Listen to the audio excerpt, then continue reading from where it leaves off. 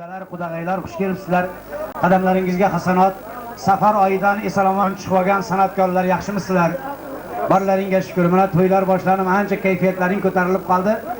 Mana bugun mana shu Oltiariq qishlog'imizni ko'zga ko'ringan ajoyib xonadonda do'stimiz Ma'mirjonning xonadonlarida chiroyli sunnat to'yi bo'lyapti. Ma'mirjon hamda Nafisaxon o'zlarini inson bo'lishini orzu niyat qilishgan bo'lsa, mana shunday niyatdagi, orzudagi inson bo'lsin. O'zbekimizning o'ziga bek o'g'illaridan bo'lsin. Nasib etsa sunnat to'yi bo'layotgan o'g'lonchalarni uylanish to'ylarida hammamiz qatorimizdan xato bo'lmasdan kelib, yana shu xonadonlarni xursandchiligiga sherik bo'laylik. Mana davramizni boshqarib borayotgan ustozimiz, O'zbekistonda xizmat ko'rsatgan artist Qilichbek akam Tojiyev navbatni bizga berib qo'yishdi. Quloq bersalaring, ozgina kulishib olamiz. San'atkorlarga oson tutib bo'lmaydi-da. Bitta san'atkor Qobiljon aka kamida nechta qo'shiq biladi? 300 ta qo'shiq biladimi? Yo'q, bunchalik fonogramma.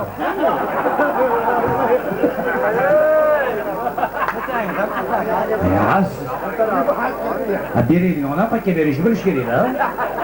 Omon bo'linglar, sog' bo'linglar, ya Sobirxon. Boshlanib ketdi mana. Ashulachiga oson tutib bo'lmaydi-da. 300 ta, 400 ta qo'shiq bilish kerak. Qarang, bir san'atkor telefon so'rashyapti. Bormi sizlar? Biznikini siz uzib qo'yapsizmi? Omon bo'ling. Bitta san'atkor 300 ta, 400 ta qo'shiq bilish kerak-da. Qarang, bir qo'shiqchi yigit qo'shiq aytayotsa, qo'shiqni so'zi esidan chiqib qoldi-da. Qo'shiqchiga kim yaqin bo'ladi, bilasizlarmi? Doirachi yaqin bo'ladi-da. Doirachining oldiga borib, so'zi nima edi? Desa doirachi bilmayman debdi.